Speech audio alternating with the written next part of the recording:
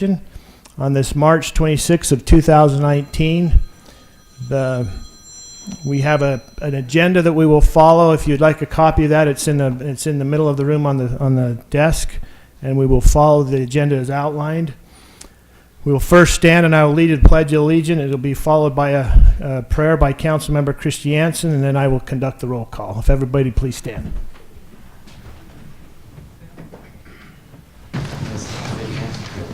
I pledge allegiance to the flag of the United States of America and to the republic for which it stands, one nation under God, indivisible, with liberty and justice for all.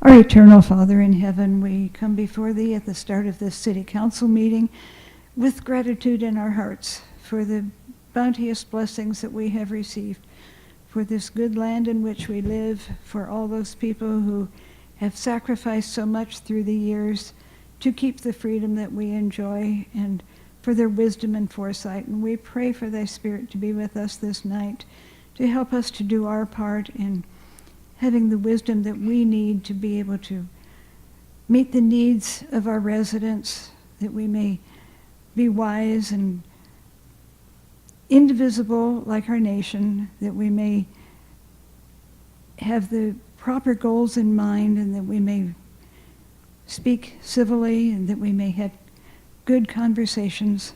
We pray for Thy Spirit especially to be with us, to help us with the decisions that we make and the things that we do this night. In the name of Thy Son, Jesus Christ. Amen. Amen. Okay, I'll now conduct the roll call. Councilmember Taylor? Here. Councilmember Carroll? Here. Councilmember Barnes? Here. Councilmember Shelton? Here. Councilmember Christiansen? Here. All right, thank you. We have a full body tonight, and we can conduct the business of the city. I'm going to leave my seat for a minute and come forward, and I'm going to ask if Larry and Veda Hunter would come forward at this time.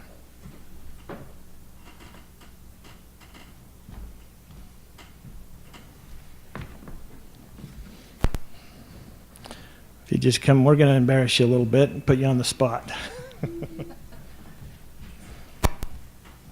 Larry and Veda Hunter, let me just tell you where they live. 224 West, 600 North. And as many of you might recall, the Paradise Fire in California, which started on November 8th, 2018, has been described as the deadliest and most destructive wildfire in California history. And it's caused over $16 billion in damage. The fire left the residents with nowhere to turn, and many residents have been living in tents. American Fork City residents Larry and Veda Hunter heard of the people struggling as a result of the fire and decided to take action to help those in need. They have worked tirelessly to gather the necessary supplies to help those left homeless by the fire. They have selflessly donated their own fifth wheel trailer and helped gather the supplies to fill at least 5 other trailers that will be donated and delivered to the residents. In total, 15 RV trailers will be taken to California thanks to the efforts of the hunters.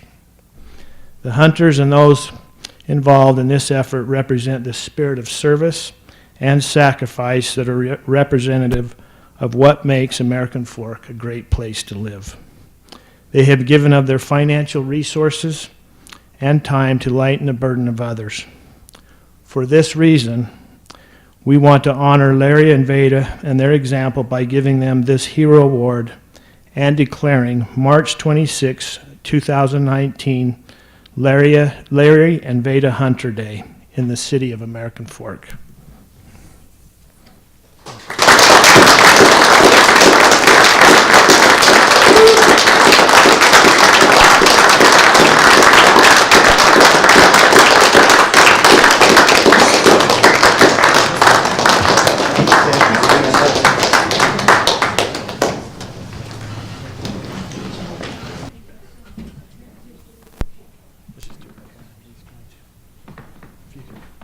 Let's do a picture.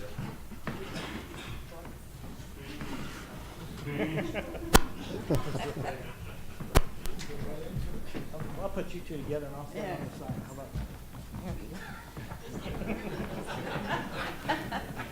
Gotta hang on to this, man. Oh, yes, yes.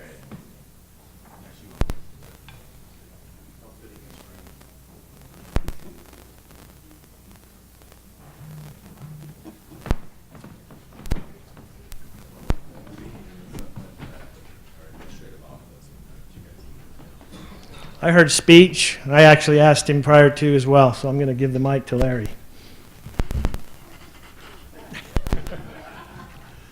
This is quite a shock for me. I like to stay in the background and not be noticed. And this is a great honor to us. So that you're all aware, there's a lot more people in American Fork that has been involved in this along with us. Stewart RV has refurbished over 17 trailers to go down to Paradise. They have taken trailers, refurbished them, and set them up in such a way that when they arrive in California, they will be livable and people can walk in and begin living in them at that time. And they've done that totally on their own without any financial aid from anyone. But now to give credit where credit is due, I was selling our trailer. And Veda came to me and told me, we're not selling the trailer anymore. We're giving it away. I said, oh, we are. and so we talked about that. And then Veda went a step further and started asking for donations and for help that would come towards the people in Paradise. Our entire front room was clear full of donations about that high. We couldn't even walk around inside of our home, along with over $1,000 in donations and other people who still continue to want to donate. My plan is we'll be heading down Monday to deliver the trailer and the goods that we have had, and I know a group went down over the weekend and delivered a trailer also. But I just want to take a minute, and I want to have Veda come up here and just talk to you about how she feels about this, because she's the one that did all this. I'm just the one that says, yes, dear. So, and thank you again so much.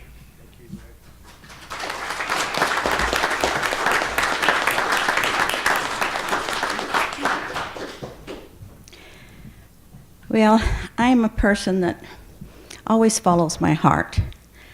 And when I learned that people were going to get some trailers together, and my heart about leaped out of my chest, and I knew that we had something we could donate that was more important than selling it for money.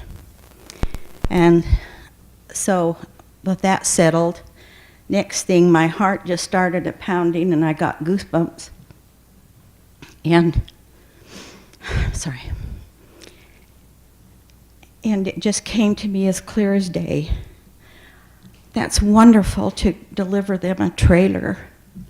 They open the doors and there's no sheets on the bed, there's no towels in the bathroom, no dishes, no pots and pans, no glasses, nothing to eat with.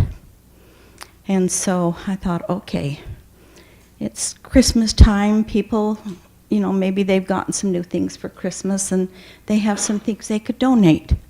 So I started on Facebook, and the response was just wonderful.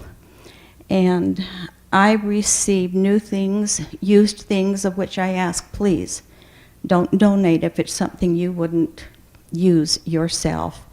And so it was really, really good things. They didn't, down there, you couldn't donate clothing or food. That was already being taken care of. But these were things that you need every day. A simple thing like a bath mat. It was just phenomenal. And from Facebook, then pretty soon it became up to Salt Lake. A friend of somebody that knew me donated, told her daughter. We would drive up there and get some beautiful things from them. And people, their hearts just opened. And I just knew that that this was to be done.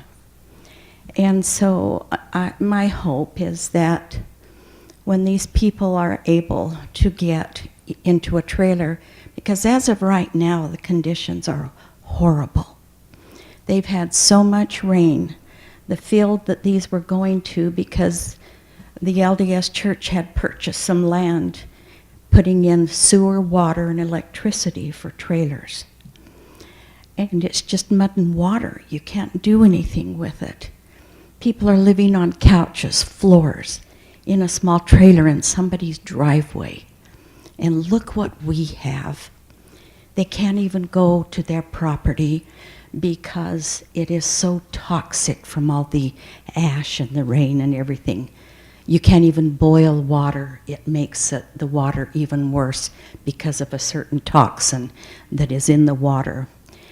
And so it is very important that people reach out to those people, because I know if something like that happened around here, that's what people would do. They would step up to the plate and give of themselves.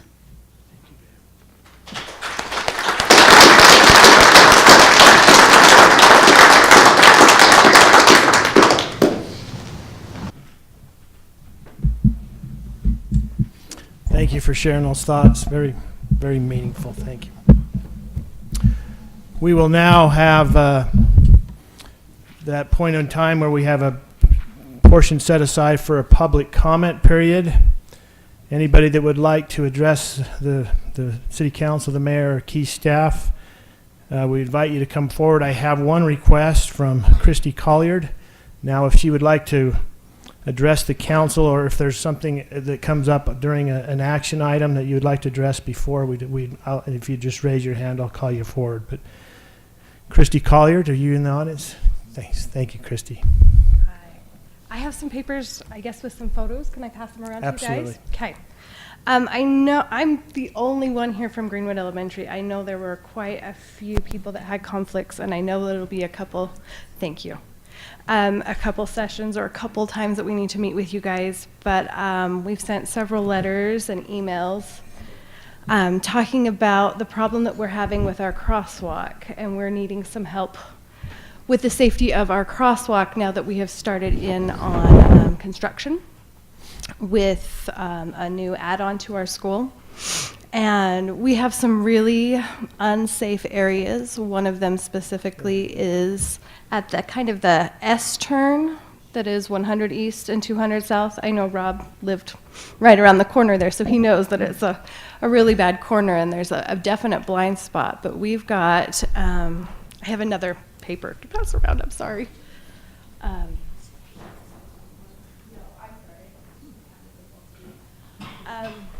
Just today I went out and just did a tally mark and did some statistics, and I kind of looked online at what UDOT says we need to have for a crosswalk that is beneficial, possibly with a crossing guard and lights. And you need to have at least 50 kids crossing. We had 69 today, plus 7 adults. You need to have at least 50 cars that come by within an hour, and we had 50 cars and vehicles in 14 minutes. There's no sidewalk for the kids to wait on when they're waiting to cross. They have to stand in mud when it's rainy, or on grass. The cars don't stop at the stop mark or the stop line because it is such a blind turn right there. They have to pull into the crosswalk there. And it's really unsafe for our kids, and we're asking for some help from you guys. So I just wanted to come and visit with you and just vocally, as well as with pictures and some statistics, share with you that we at Greenwood Elementary and the parents at Greenwood Elementary really would like your help on this. So, thank you. Christy, thank you. I'm going to suggest something. If the council would like to chime in, that's great as well. I'm going to suggest that we get a couple members of our key staff, our chief of police, Okay. and our administrator, We've perhaps had our police engineer. out there helping us as we've made this transition to only having one parking lot instead of 3 parking lots for parents to come in. We actually don't have a parking lot for cars even now with the construction. We only have a bus zone. And so parents are having to park on the sides of the street. Kids are kind of running in between cars. It's quite a difficult situation. We had police come and visit with us and talk to us, as well as be a presence there for a week. Is it your opinion that the only remedy is to have a crossing guard? Well, right now, I'm the crossing guard on Wednesday. We have certain teachers that are assigned. So we're taking our own prep time, about 40 minutes of our own prep time every day to go outside and cross those kids to make sure that they're safe. It would be quite a benefit right there for sure. I also think that we need new sidewalk and curb and gutter, and we need new markings right there to make sure that it's safe. Scott, could you tell me, is part of that project going to improve the infrastructure around the school? It would, Mayor, and we've engaged an engineer to do a conceptual design right now to look at improving that whole intersection, but it would include all of that. The problem also is that the American Fork River runs right there, and the school district owns the property there. With the new build, they've already put in where they had talked about, I know, probably about 10 years ago, putting an S-curve in there and taking out a couple of homes and changing the road around. We've already, in the construction planning, put new pipes for the school where the S-curve would be. So they've already dug down and put pipes and electrical wires where the road would be. So I just thought I'd throw that out I know there we're and in let you know. discussions with the district to Yes, I did know remedy that. that before they go vertical, and they're very aware of that as well. Okay. So, So, a couple comments if I could. The house there on the corner contacted me a while ago, and I asked Aaron Wilson to look into it, see what we could find out about safe funds to school. Is this Lehigh Wilkerson sidewalk right here? It's actually across from his, but his sidewalk is just as bad He on the had- north had side of his mentioned that house. There was just because there's no curb and gutter and drainage, and the way that house sits, it's an older home. I'd hate to guess, It's but probably 100 and early something, yeah. 1900s. Mhm. And it's kind of a V shape. So you got the road coming down, and you got the sidewalk kind of coming up, and it just puddles water there. And he's right on the corner. And in the wintertime, it freezes. Yeah, And I think you mentioned there was a girl that broke her arm on that. I had not heard that. But Ice and a couple other things. And so maybe if we could follow up and see if there's any funds with the Safe Walks to School. I had actually sent in an email about that, about the Safe Sidewalks program that you guys have. And then the other concern I have there as well is that's the busing route where Yes, the where there's buses for the district 70 plus buses that go go past down there that in the road. morning, and another 70 plus buses that go past in the afternoon. Right, and to so get to the depot. that adds quite a bit, so I'd hope the district would be willing to work with us. I was gonna mention this in my comments for council report, but Stacy and I had a chance to attend a networking event for elected officials, and the school district was there, and both Stacy and I had a chance to grab our local representative, Representative Beeson, and talk to her. And I think this is more of a widespread issue. Stacy's mentioned the same thing. It's not just Greenwood Elementary School. We've heard from Barrett, Forbes, Shelley, all having concerns. And it feels as if over the last 2 years, not a lot has been resolved in communication between the city and district. So I'm wondering, I talked to Sarah, and she was open to maybe holding just an open public forum where we could discuss some of these safety issues and have both the district and city representatives be there to maybe help with that coordination. Because it seems like we have a lot of concern there, and I don't want to make it seem as if we're not listening, but there's actually an action plan where both parties that have responsibility are there versus kind of pointing back and forth. So I'd be very supportive, happy to help set that up, but I think that'd be something that'd be helpful in our community to have that discussion. For sure. I also feel like there's a time crunch here with every day is very critical. We've had to put up our own cones to make sure that people aren't parking there because there's such limited parking around the school that it's blocking and making that intersection even more impaired for drivers. You know, there's no way to mark red curb and gutter. I mean, because there is no curb and gutter there. It's just really difficult for everybody. So It is a little, I mean, the school district does not have a building permit right now, right? And so part of me is very wow. frustrated that They can disturb the land, they just can't go vertical until they Okay. get it. They are moving very fast. They already moved up our deadline. They said that we were going to be in July, and now it's going to be April 1st of 2020. And they let us know that, so. So I'm just concerned that both this and with the Shelley building, I think there's better communication that could happen. I mean, if there's no parking lot and you got people parking everywhere, hopefully there's better communication there from the school district side to us to help out with that safety side, so. Yes. Let me ask you a question. Do you feel if there were anything we could do to make that crosswalk that's on the east side of 100 more visible, maybe even slightly move it, because it's so far back. Like you were saying, people don't stop. You have to go. You have to the pull forward, crosswalk yeah. In order to see down the street. If there were anything we could do, would that help as far as moving it? I think a big part of it is that the river runs right through there, and there are cement barriers that are probably about this high, so lower cars. I mean, a truck definitely is up high. That's a problem. There's the chain link fence that goes around it, and with the kids standing there and things like that, we're pushing down the vegetation. But in years past, the vegetation has been, 6 or 7 feet high sometimes, and it doesn't get trimmed. The other thing is the cars that are parked along that area, and it's the Wilkersons have several cars. He works with cars, and so he parks his cars there, and it's very difficult to see around the turn because of the cars that are parked there. So I know that that's been addressed, I think, before with the city. So. The other question I had there is on the east side, you have that trail that was put in, but I don't think there was any curb and gutter with that trail. The one that's farther down, like, Follows the river yeah. to the duplexes. Yeah, and that was wonderful. I came, I think it was probably 8 years ago, and asked for some help with that, and it was really great that we got such an immediate response. There is a small part of curb and gutter right at the very beginning of the trail, but then it's asphalt for a short ways, and then it's just flat sidewalk with slopes down the either side. Just be great. I mean, we got 70 buses going on one road. I just would love to work with the district and see what we can try to do to improve the safety there. We both have the same interests, I think, of safety for our kids. So I'd love to Yes. see what we could do to correlate that.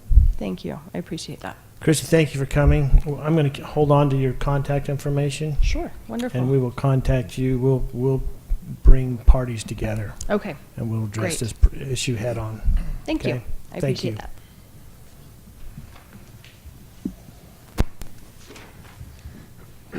Is there any others that would like to make a public comment?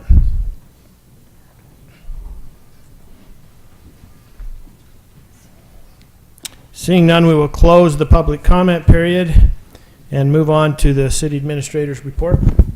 Thank you, Mayor. I just have a couple things. Just to let everyone know, next week we will not have a work session due to the spring break time period, and also Planning Commission will also take a break during spring break, so no Planning Commission. We have the Spring Line project up American Fork Canyon in full swing right now. They're making great progress. It is a tight fit for cars, so unfortunately our residents that are going up the canyon are going to feel some delay as they go through the canyon. But our contractor's moving at a good speed there, and we anticipate probably in the next month and a half or two to have that project completed. We have an event coming up on April 18th. It will be the Great Shakeout, the Utah Great Shakeout.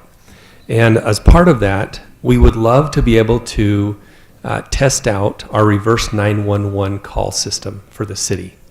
And the city has joined with Utah County. We are using a software called Everbridge. And Everbridge will allow us to make contact with our residents in the case of an emergency.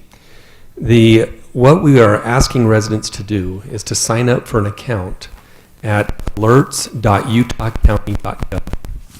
And that will allow residents to put their contact information, their emergency information in, and then if there's an emergency in the city or in the county, they can be contacted. And there are also other options through Everbridge that we can send out other notifications that are not emergency related if the residents choose to have those communications. So we just encourage residents to know that it's important for our city to get a hold of them in case there is an emergency, or I should say when there will be an emergency. It will come at some point. So, and then just wanted to report on the Timpanogos Special Service District.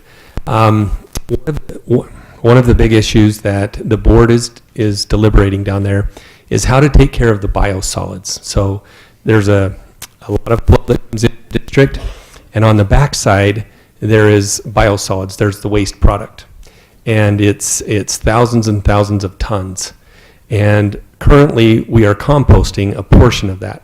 The district used to compost all of it, but there was some concerns about the smell and some different things. And so through a negotiation process, the district has come up with an agreement to cease composting by December of 2020. Now, it still leaves the biosolids that we have to take care of. So right now we haul a certain percentage of those biosolids to the dump. So we take it to North Point or to Bayview.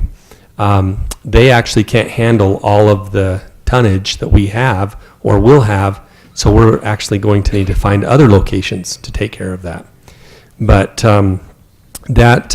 one of the solutions may be that we change the process at the treatment plant to put primary clarifiers and digesters in the stream of treatment. I know it's a lot of information, but that would cost over $50 million to do, which ultimately will result in rate increases for our citizens. And that's why I want us to be aware of what's coming up, is eventually there will have to be a different solution to what we're doing now. Composting will go away.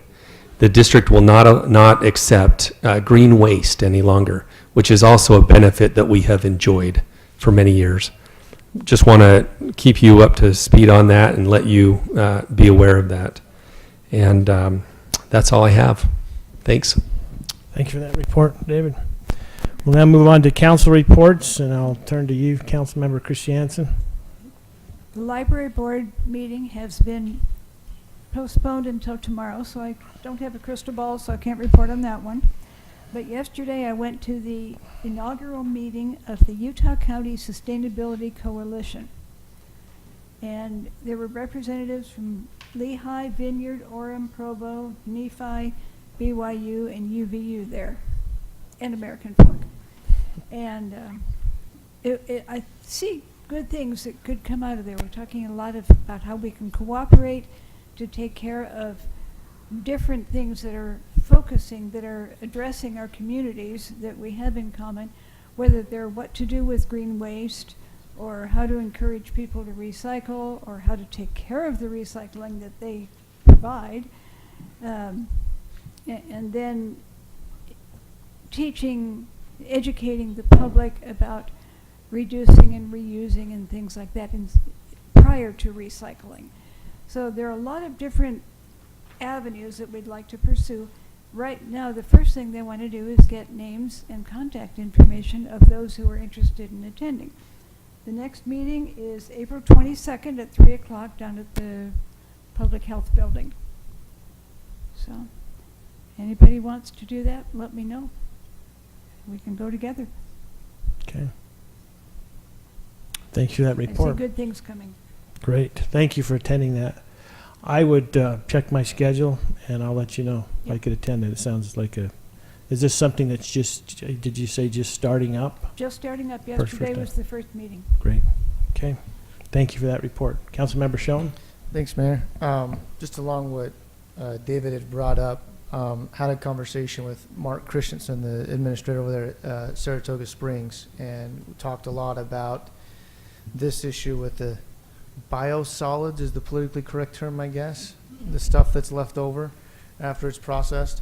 We've looked a lot of it at North Point, and I suggested him and maybe doing a joint work session with the boards together to better understand the issues. I know that there's some concern from North Point that other facilities have tried that, and the sludge or bio stuff doesn't ever dry out, and then they have to go back in and it's more expensive. So I guess it kind of lands in my mind of who's going to pay the money for that disposal and how do we try to work together. So we'd love to chat offline about that, or if we need to bring both boards together, I think that's something that we should do. Bryn, I don't know if you'll Bryn with Orem City. He's the board chair now, and I think he'd be very supportive of a joint work session as well.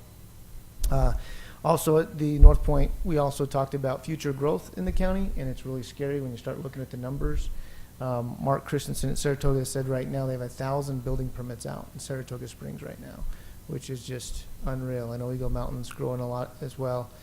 And we all have waste, garbage that we throw away and that has to go somewhere. And so we did a study and looked at possibly locating a second transfer station on the border, and that's something that the district's looking at, and it would be an added expense as well. A lot of cities are cracking down on transfer stations. Linden is starting to put some restrictions on North Point and concerned about all these garbage trucks going through their city. So I see this year being a year where we really need to look to the future. The problem inside the district is we're all on a 2-year commitment. It's hard to plan for the future when you don't know who's going to be in longer than 2 years. So when you look at building a new facility during long-term planning, if a city like Lehigh pulled out, that'd have a significant financial impact to the district. And so I anticipate discussions coming up here in the next couple months about wanting to enter into a long-term agreement, because any expansion of the facility to meet future growth is going to need to have long-term commitments from different cities. So something I think we need to look at. The other thing we talked about was green waste. They are looking at taking that over once, I think it's July 2020. Is that right, David? December 2020? Okay. Are they currently taking it right now? So that's one thing that we already are taking green waste, but we expect a big influx of that. The worry is that if we don't take the green waste, it's going to end up in our communities somewhere in a vacant land somewhere, and it's going to cause issues. So any insights you all have on that, would love to listen to it and take it back. Also had a great meeting with the dispatch board. There was a Wednesday, I apologize, I missed last council meeting. I was on Florida for business, but that next morning was one of the worst snowstorms we had. And dispatch handled 200 calls in a 2-hour time frame, and basically maxed them out. And that's another issue we have with growth and trying to manage that growth. Since I've been on that board, we've never been fully staffed at dispatch. It's hard to be able to get employees and to keep them on, just the demands of it. Right now there's currently 6 vacancies, kind of the same thing police officers are going through. And so I think that's something we definitely need to look to for the future as well. No one ever wants to call 911 and get a busy signal. One highlight they did bring up in the board meeting I thought would be good to share to a local tie here in American Fork. One of the dispatch workers was working and a call came in on a cardiac arrest victim, and come to find out it was her dad. And she was able to still stay very professional, talk her mom through the protocols until another dispatcher was able to come take over. They released her. She actually made it right up to her parents' home, and our crew was able to get him to the hospital, but unfortunately wasn't able to make it. And I thought, man, that would be a tough day at work to have to deal with something of that nature. So anyway, that was something from dispatch, but those are the 2 meetings I had a chance to attend this last couple weeks. Thank you for that report, Councilman Shelton. Councilman Barnes. Nothing to report. Thank you. Councilman Carroll? Council Member Carroll? Sorry. I have nothing to report at this time. Okay, Councilmember Taylor. Nothing to report, Mayor. All right. For the mayor's report tonight, I had just one of the very neatest experiences as a mayor on Monday, yesterday, where I went out with a local Meals on Wheels driver, and we went and we took about 2 hours, and we went to some of the neatest people I have met in a very long time. Met a World War II veteran, and we talked, and just some very humble people, and I came away feeling very lifted by being able to just be a part of that. So I just want to let you know, Meals on Wheels is a great, great program that serves our community well. Last week, we spent several hours in the CDBG grant process, and our city participated in that as well. There was allocated about $1.2 million to various organizations.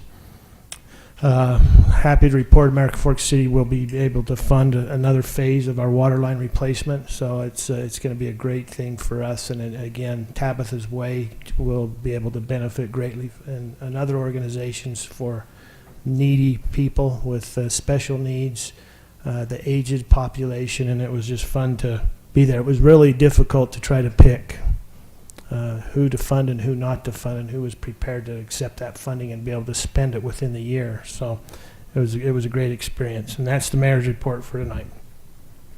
We'll now move on to the common consent agenda. I won't read them. It consists of 4 items as posted. Has there been any comments, Tara Lynn, on changing of the minutes or? Okay. Mayor, I'd move approval of the common consent agenda. Okay, I have a motion by Councilmember Taylor, Second. second by Councilmember Barnes. Any discussion on the motion? Seeing none, I'll call for a roll call vote. Councilmember Christiansen, Aye. Councilmember Shelton, Aye. Councilmember Barnes, Aye. Councilmember Carroll, Aye. Councilmember Taylor. Aye. Thank you. Moving on to our action items. Number 1 is the ratification of city payments from March 5th, 2019 to March 19, 2019, and approval of purchase requests over $25,000. Any questions for Kyle on the city bills? Mayor, I'll move for approval of city bills. Thank you for that motion, Councilmember Shelton. Second. Seconded by Councilmember Christiansen. Any discussion on the motion?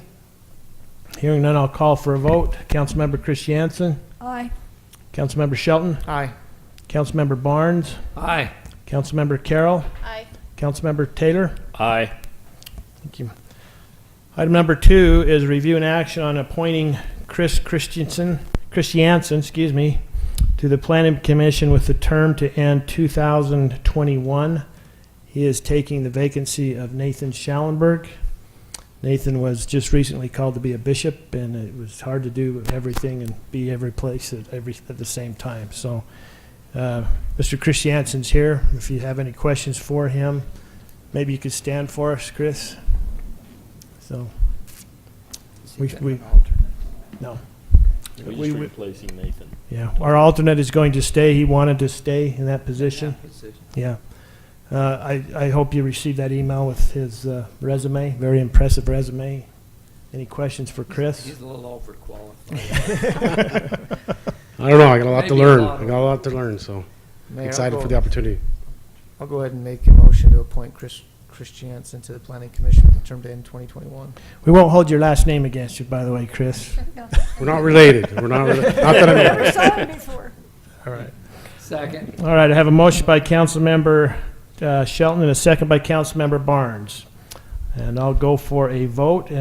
Councilmember Christiansen, Aye. Councilmember Shelton, Aye. Councilmember Barnes, Aye. Councilmember Carroll, Aye. Councilmember Taylor. Aye.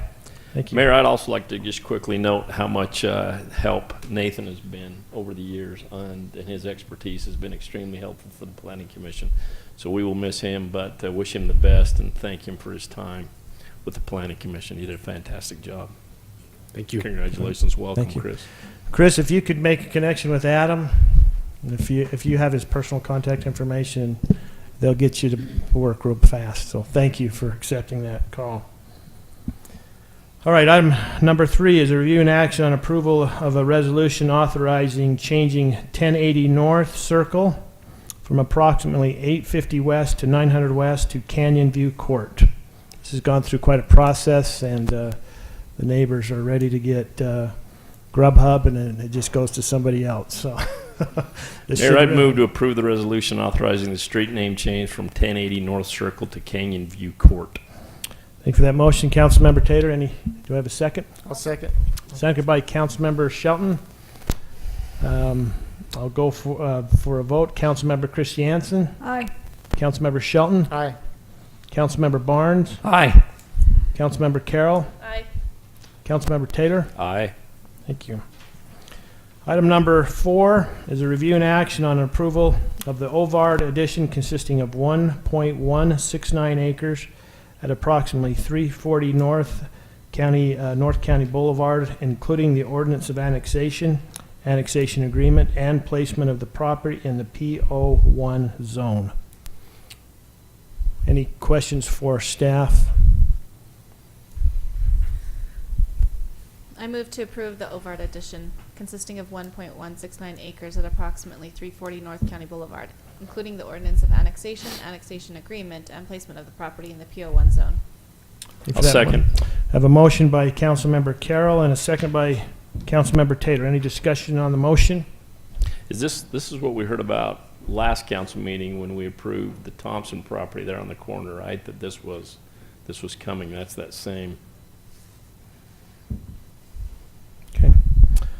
All right, Councilmember Christiansen, Aye. Councilmember Shelton, Aye. Councilmember Barnes, Aye. Councilmember Carroll, Aye. Councilmember Taylor. Aye. Item number 5 is a review and action on a resolution approving a land use map amendment from the residential medium density to the design commercial designation located at 60, 68, 84, and 92 Roosevelt. We have representatives from Doug Smith. If there's any questions or staff? If not, I'd entertain a motion. Mayor, I'd move to adopt the resolution approving a land use map amendment from the residential medium density to the design commercial designation located at 60, 68, 84, and 92 Roosevelt. Thank you for that motion, Councilmember Taylor. Second. And have a second by Councilmember Christiansen. I just wanted to ask, it looked like perhaps it had been reduced in size, how the many lots that you wanted. Am I reading that correctly? That it used to be more? Yeah, what the request is just for the ones that they own.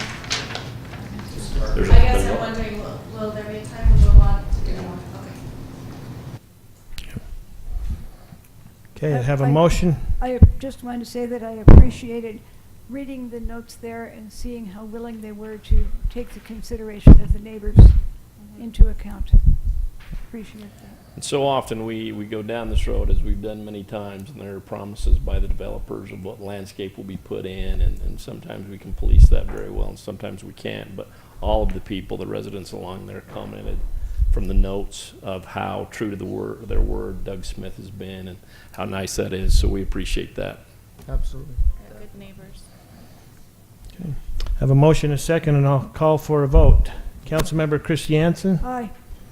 Councilmember Shelton, Aye. Councilmember Barnes, Aye. Councilmember Carroll, Aye. Councilmember Taylor. Aye.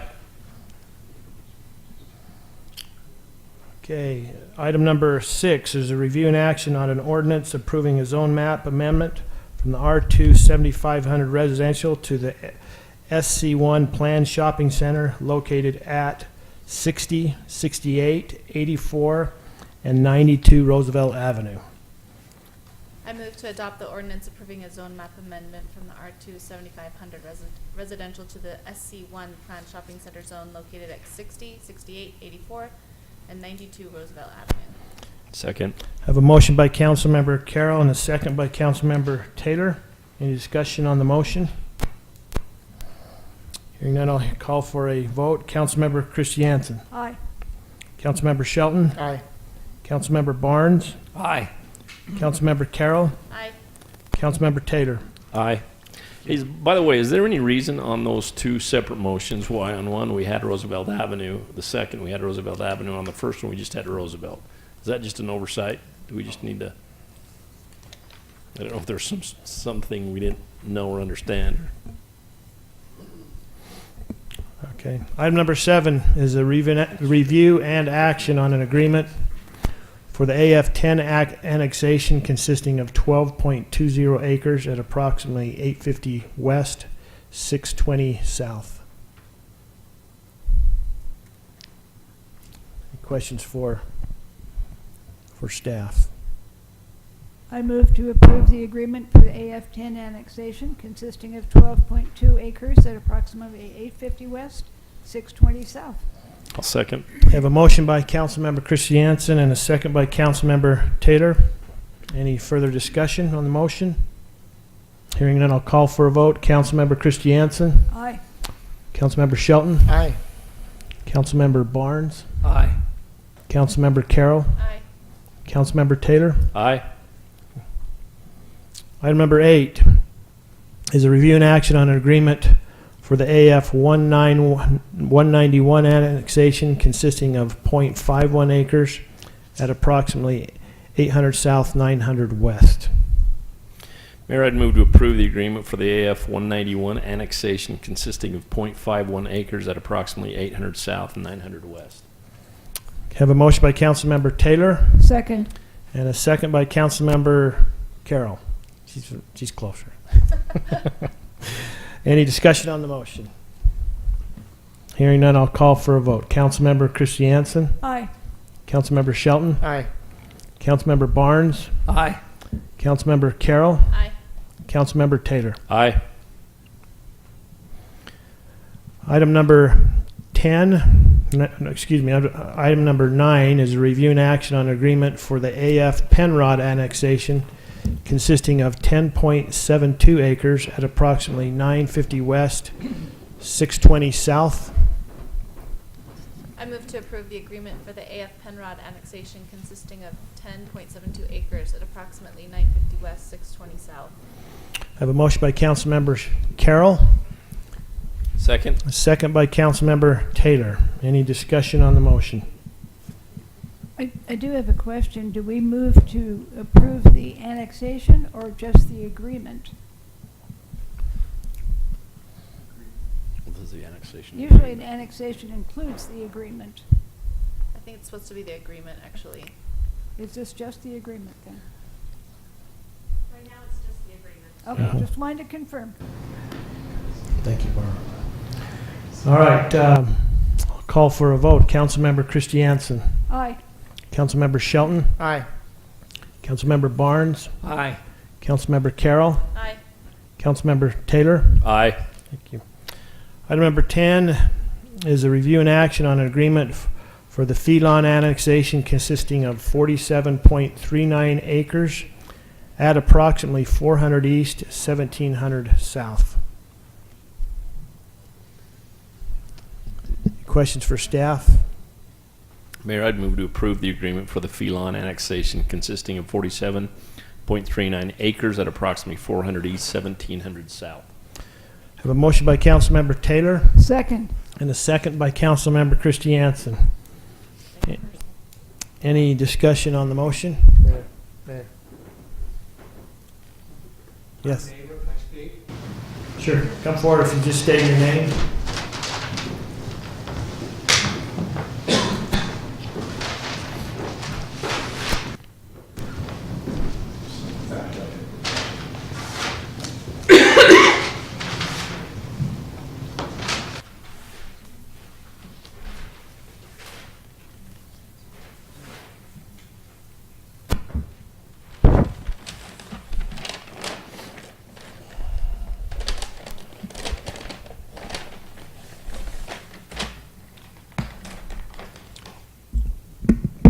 Thank you for the opportunity. I appreciate it. My name is Michael Roderick. Our company is Roderick Enterprises. We own the 82 acres directly north of this property. We have a 82-acre master plan business park that we will be bringing to you in the next several weeks. We acquired this property a couple years ago. We're also a neighbor up the street, about a half mile in North Point Business Park, where we have constructed 3 buildings in 365,000 feet. As you can see in your packet, we're planning on a very extensive Class A business park consisting of 9 buildings and 1.3 million square feet. I'm very concerned with the Phelan annexation and the proposed I-1 industrial zone and how these potential uses that are allowed in this zone will affect the shoreline of the Utah Lake, the The land is below the floodplain and therefore very expensive and challenging to build upon. This leaves the owners either leasing or selling this land to uses that require outside storage. The owner has mentioned to me that he has received purchase offers from a concrete crushing facility, a batch plant, and a composting company. I'm very deeply concerned how these uses may affect the lake, those that live downstream, and of course my extensive property across the street.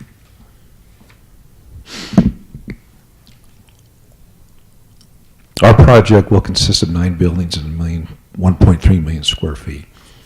We will be investing approximately $120 million over the next 10 years. We typically target Fortune 500 companies that desire high-end amenities, high-end buildings with the latest features. We've been very successful in delivering this product to the marketplace. I've done it for over 30 years.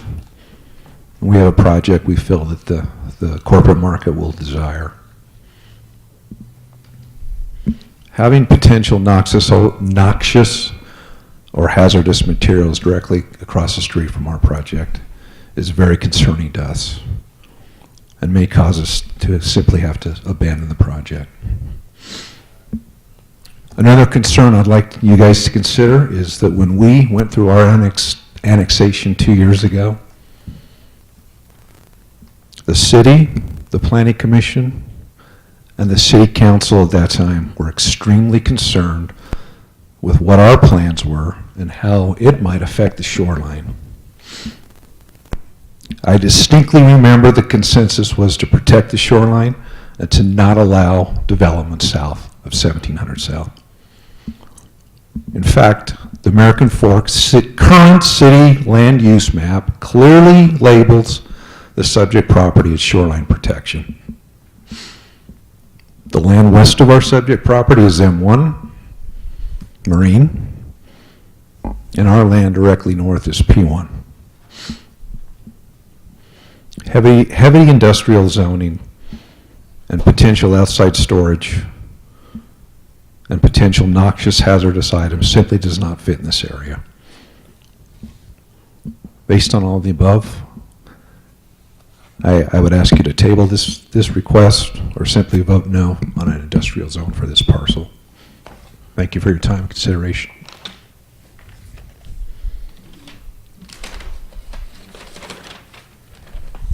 So we, in this current agreement, you know, by the right-of-way that is being conveyed, we have no development going south of 1700 South, correct? That is the floodplain. We talked about having a berm there. Is that correct? Is that accurate? No? Adam, you want to come to the mic?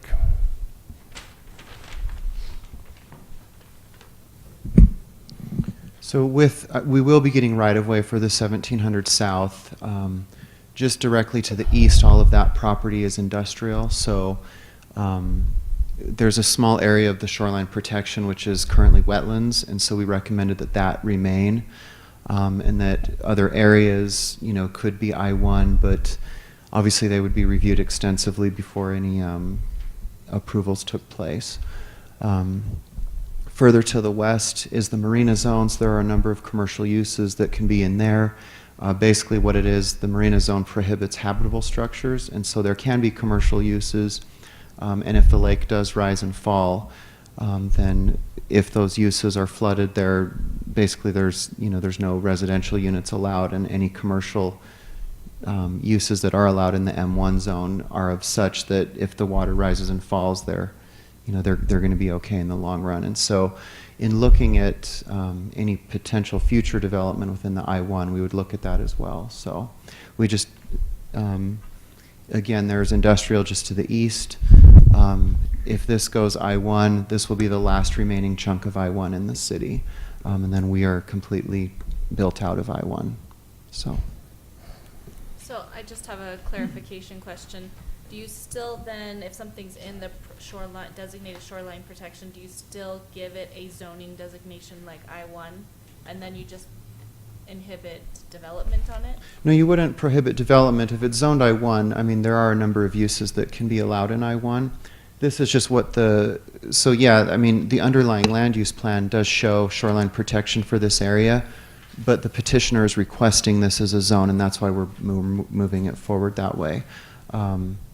Again, there is adjacent I-1 just to the east, and so there are uses that can be done there. I mean, also in theory, the property can be elevated, and for the portions that are, perhaps have structures up adjacent to the road, and then further south, again, there would be extensive geotechnical reports and all of that before any development were to occur. I remember a few years ago a business doing something similar like this, and I apologize, it was, gosh, maybe 3 or 4 years ago this came before us, and we had a big discussion at the time with Mayor Hadfield and staff about that 1700 South and what that meant, and the concern about having any structures south of that, whether it be residential or commercial, because the concern being that if a flood happened, basically my understanding is that the city's policies, we provide no emergency services to anything past that line. I don't know if it's emergency services. I know the discussion was basically the road would basically be a defend, no defend line as it goes to the west, and then ultimately as it goes further west, that turns into, I believe the name right now is that Lakeshore Boulevard, and so there will be residential uses north of that, but then south of that, it'll just be open space. Right, so can you help me understand defend, no defend? Because that kind of means you're above 1 foot, you're defended, you're below 1 foot, you're not Basically, if the defended. lake floods, so the road further west, as it goes towards the marina and beyond, basically acts as a dike in the event that the lake rises. Right, but I guess that our commitment for, and maybe I'm remembering this wrong, but I remember pretty clearly Mayor Hadfield just saying, you understand, no emergency services are going to be able to be getting to you because of the defend, no defend. So I don't know, is that something that maybe the chief can speak to that? I just want to make sure that whatever we're allowing down there, we're allowing, I just don't want to have an activity going on down there that we're going to then not provide emergency services to. Well, and again, commercial uses are allowed in the marina zone. I mean, that's really what the boat harbor area is zoned, and so we have commercial uses there, anticipated future commercial uses. Really what down below that line, what it is there are no residential uses allowed, so. Right, but we were very clear about the type of commercial we're going to allow down there because of the concerns of that. Yeah, So- the M1 zone outlines what those are, and so. Okay, I have another question. So shoreline protection, that's not an actual zoning? It is a zone, Oh, yeah. that's- Basically, it's left as open space. Okay, so there would be nothing allowed on there Yeah, normally? in a under shoreline protection zone, it's protection. strictly open space. Okay. Would the applicant want to address the council? My name is Elizabeth Phelan. I am part of the Phelan Family Lakeland Company, and I would like to bring to light that Mr. Roderick has not been forthright with the council. He owns parcel number 13,076,0046, which is 41.66 acres. It sits exactly to the northwest corner of our parcel, and it is already zoned I-1. So Mr. Roderick does own I-1 in this same vicinity that he has P1. It backs up to his P1. So in light of this, for him to be concerned of our I-1, he holds the same zoning backed up to his west side of his project. But for us to back up to his south side, he's seeing a problem to that. We are backed up on the east side. You can see the L shape there. There are already buildings on the south side of 1700 South. South of Warburton is there on that south side. Kilgore Batch Plant is already on that side. So those two businesses already reside on the south side of 1700 South, and they are already zoned I-1. So for us to have any property that we do have the shoreline protected, we already have an established business at 1641 South, aka 1607 South, 500 East.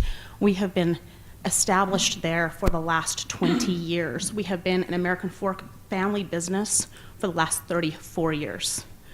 We have kept our family business here in the city.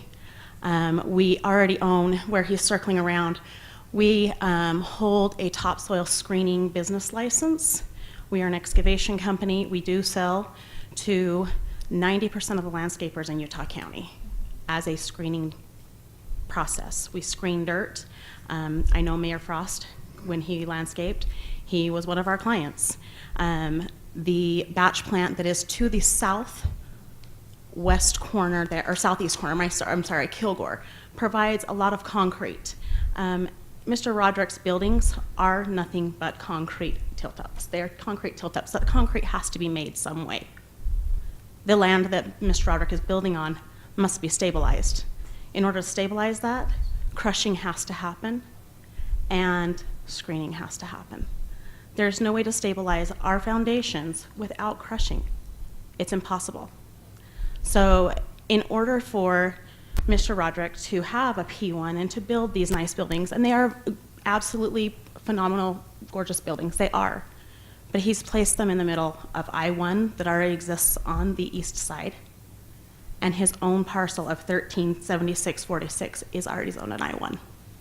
So he also has R&B excavation there in the middle, to the north, to the left. Left, right in the middle of the green. Up, keep going. Oh, to the left. Further to the left, Dave. There you go. The piece in the front there has been zoned P1, and the piece behind where Rob and Denise Rogers already own an I-1, he's grandfathered there. He's running the same kind of business that we are running. It is necessary for the city to have suppliers such as Rogers, to provide for the build-outs that our community needs, to provide for the the remodels of our elementary schools, of Greenwood Elementary. We move these processes outside of our city. We prevent them from being zoned in this city. We now cause more trucking. We cause more pollution. We cause more road repair because we have the heavy trucks going further distances, and we cost everybody more money, including Mr. Roderick when he goes to develop his own land as a P1. It will cost him more money to truck it rather than have something as a crushing company and a batch plant right south of him to provide those things. We have maintained our property for 20 years at 1607 South, 500 East. We have had, in 20 years, one time somebody called to complain of dust that was being created by us, when in fact, the enforcement officer came out to visit us, and the fields that Mr. Roderick has bought were being farmed. That dust is coming from the farmers discing for your food, my food, their food.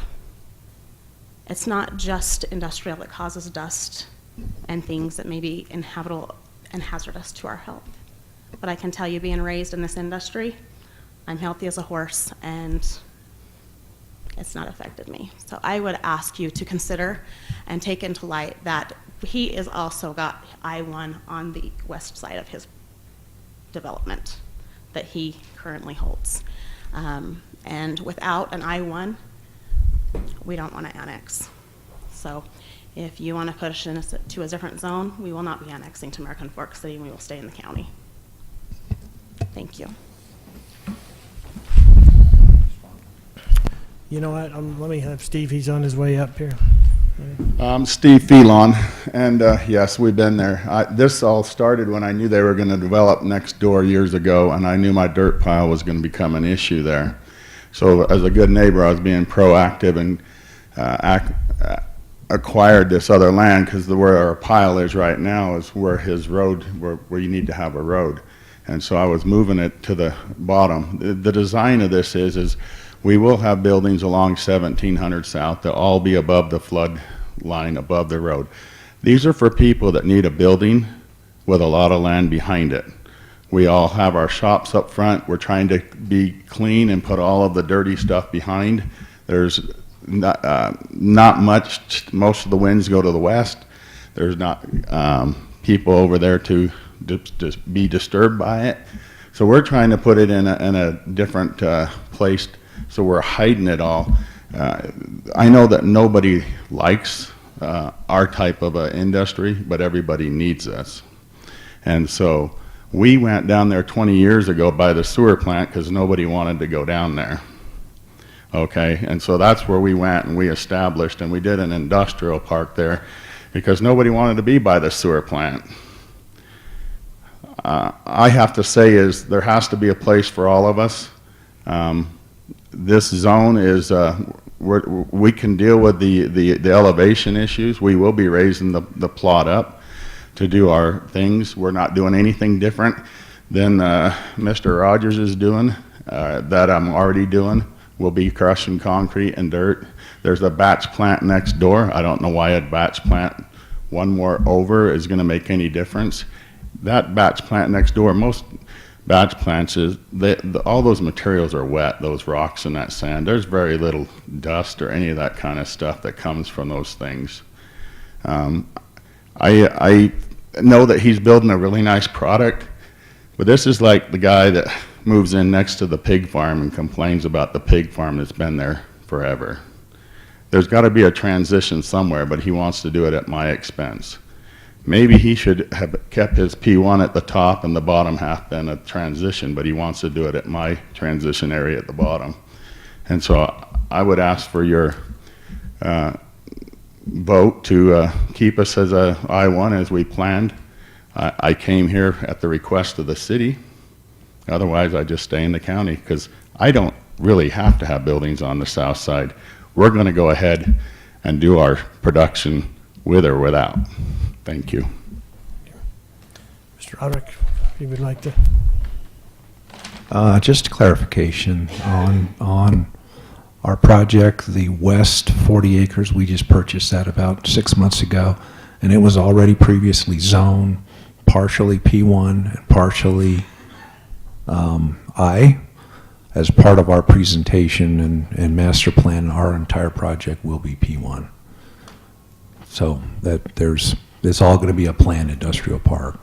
And I realize I'm second in the neighborhood, and I can be compatible with the existing uses that are already there. I have zero issues with the soil and excavation guys are already in town. I want to be a good neighbor. I want to be a good friend. I'm just concerned about it continuing to grow and impact the shoreline in Utah Lake as well. So just want to clarify those things. Thank you.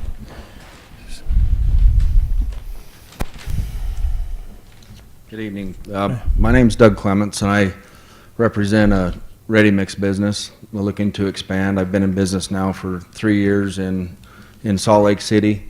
I currently have a batch plant out in Magna, across the street from a sewer plant by design. It's a great place to do what we do. Concrete is the #1 building material in the world. Every home, every business, every road, every utility trench uses concrete, including tilled-up buildings. And we'd love to sell him concrete one day as well, but we feel the use of this property is exactly what it's meant to be. It's a great place for a ready-mix plant in American Fork. It's easy access to the freeway.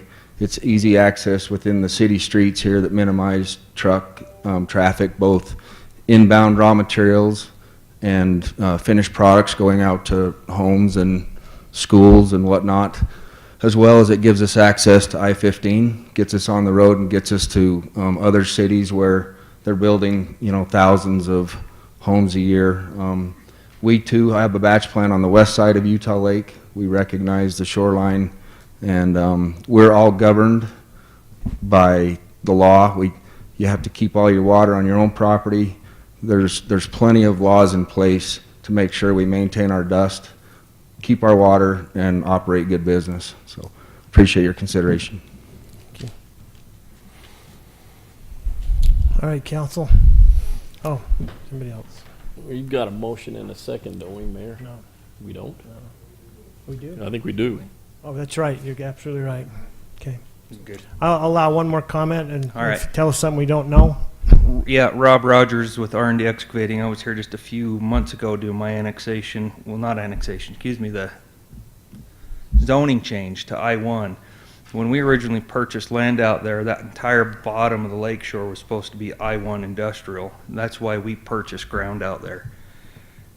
On Mr. Roderick's map, it conveniently covered my parcel all the way up with my 10 acres. The bottom 5 or 6 acres is I-1 industrial. Our hands were kind of tied to go into planned industrial on my frontage because of what the 1500 South corridor was going to be. But our intentions when we bought was to keep everything in I-1. So that's all I have to say. Thank you. All right, council, we have a motion on the table and a second. Any discussion on the motion? We review the motion, please. The motion was as outlined, as the suggested motion. Yeah. If I may, I just have a comment or two and a question. This is kind of last minute, Mr. Roderick, and I don't know how long you've known about this. I'm not accusing you of anything, but I hate last minute stuff. I just barely found out last week. Well, I'm not saying anything different. I think this has been in the works for a long time. Now, understand, I have 2 boys in construction, so I understand some of the problems with construction, and there are other people here who are also in construction who one of my boys used to work with, and so I know a little bit about the problems that they face. This is a beautiful project, but I think, in my opinion, you're $1 late and a day short, or a day short and $1 late, or however that goes. The city never notified us of any of these changes, so maybe. Well, I'm not blaming anybody, I understand that, but I'll just shut up so I don't say anything I shouldn't. Just out of curiosity, I think it's good for us to look at it.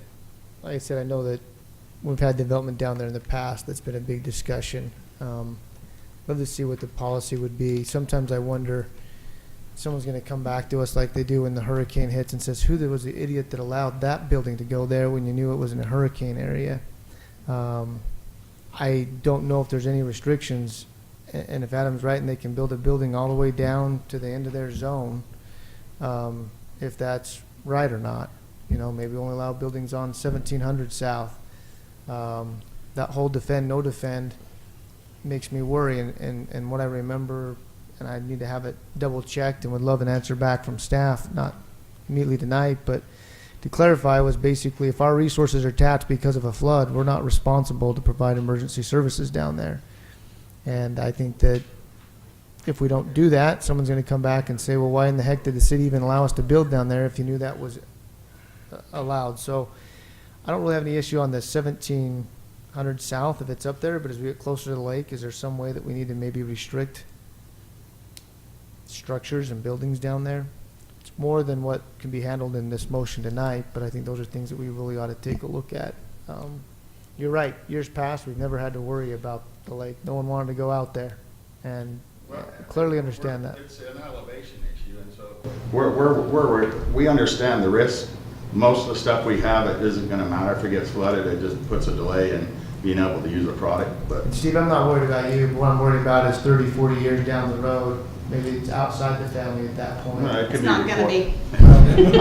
I'm here. I understand that. I've heard that many times, and then sometimes it holds true. Well, and sometimes it doesn't, can be so. on the deed. I mean, Right. that's all record. All right, council, I'm going to call for a roll call vote. Councilmember Christiansen, Aye. Councilmember Shelton, Aye. Councilmember Barnes, Aye. Councilmember Carroll, Aye. Councilmember Taylor. Aye. All right, motion passes. Just out of curiosity, was that a training or update on policy or something that we could get at a work session? Just as I think we're going to get more and more of these as development continues down around the lake, and I'd love to know how that works and functions. Yeah, we Just as can. one council member, anyway. Okay. All right. Item number 11 is review and action on an ordinance approving the vacation of a portion of the public utility easement located at 813 North, 500 East. This was, nobody had public comment on it. I move to approve the vacation of a portion of the public utility easement located at 813 North, 500 East. I have a motion by Councilmember Christiansen. Do I have a second? I'll second. Second by Councilmember Carroll. Any discussion on the motion? Hearing none, I'll call for a vote. Councilmember Christiansen? Aye. Councilmember Shelton? Aye. Councilmember Barnes? Aye. Councilmember Carroll? Aye. Councilmember Taylor? Aye. All right, item number 12A is a review and action on the final plat of Mount Timpanogos View Subdivision A, consisting of 24 lots located in the area of 1500 North, 100 East, in the R1 9000 residential zone. Mayor, I'd like to suggest a motion that I move to approve the final plat of Mount Timpanogos View Subdivision A, consisting of 24 lots located in the area of 1500 North, 100 East, and to authorize the mayor and city council to sign the plat and accept the dedications with instructions to the city recorder to withhold recording of the plat subject to all conditions identified in the public record associated with the March 16th, 2019 Planning Commission meeting. Thank you for that motion. Councilmember Barnes? I'll second. We have a second by Councilmember Taylor. Any discussion on that long motion? Just a quick comment. As I looked at this looks like just a wonderful project. We'll miss the horses and the sheep and the other animals that were there, and I understand that. And yeah, and it's moving right into your neck of the woods, and it's probably a little bit of a heartbreak for the family to see that land go. But it is your land, and that's what you want to do with it. So I'm totally in favor of it. All right, I have a motion and a second, and I'll call for a vote. Councilmember Christiansen? Aye. Councilmember Shelton? Aye. Councilmember Barnes? Aye. Councilmember Carroll? Aye. Councilmember Taylor? Aye. Thank you. There goes Pat, the potential cemetery expansion. Pat, can I ask, when are you anticipating to move dirt in that area? Okay, that is going to be a wonderful place to live. Okay.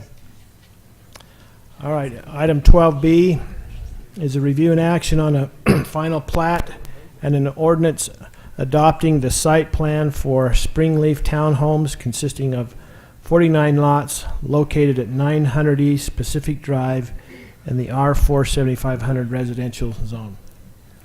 Any questions for any of our staff?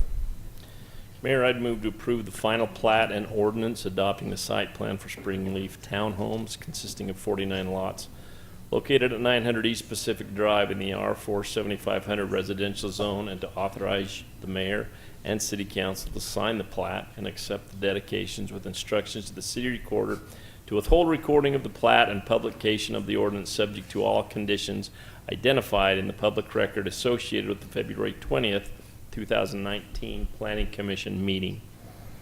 Have a motion by Councilmember Taylor Second. and a second by Councilmember Christiansen. Any discussion on the motion? Sure, come forward. Yeah.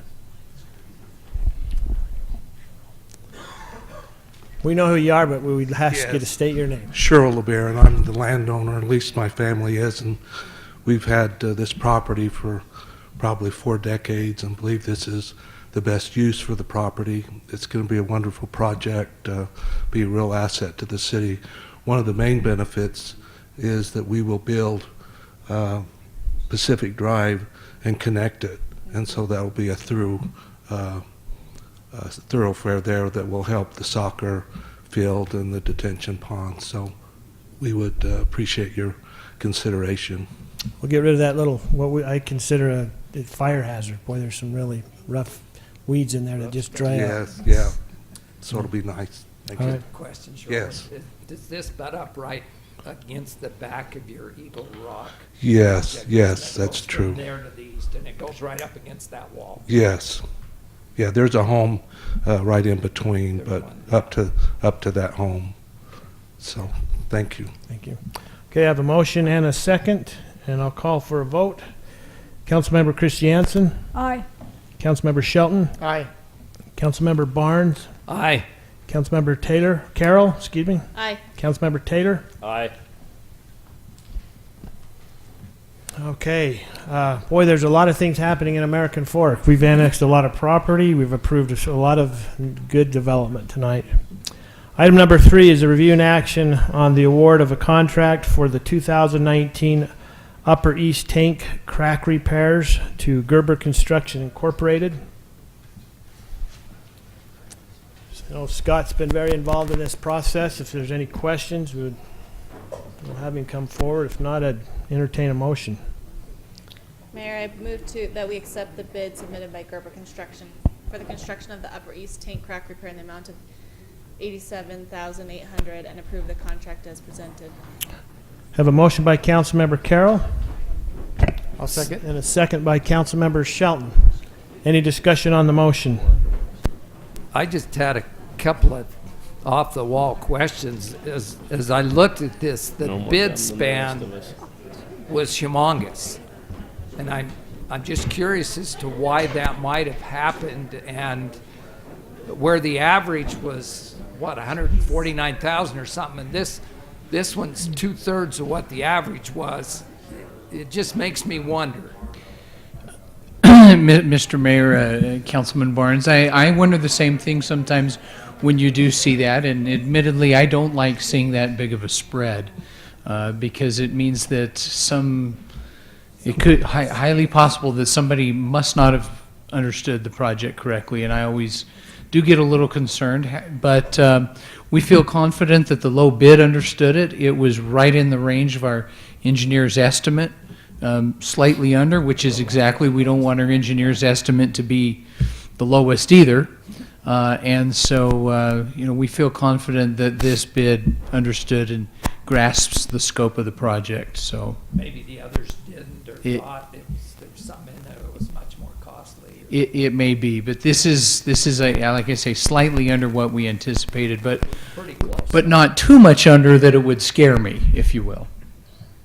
And I can tell you, if anybody knows how to build and fix tanks, it's Gerber's. That's what they do. They've done them all over the country. So That's good. yeah, that's good. Okay. I have a motion and a second, and I'll call for a vote. Councilmember Christiansen, Aye. Councilmember Shelton, Aye. Councilmember Barnes, Aye. Councilmember Carroll, Aye. Councilmember Taylor. Aye. Item number 14 is a review and action on an approval of a settlement agreement with mutual release with Mildred Allred.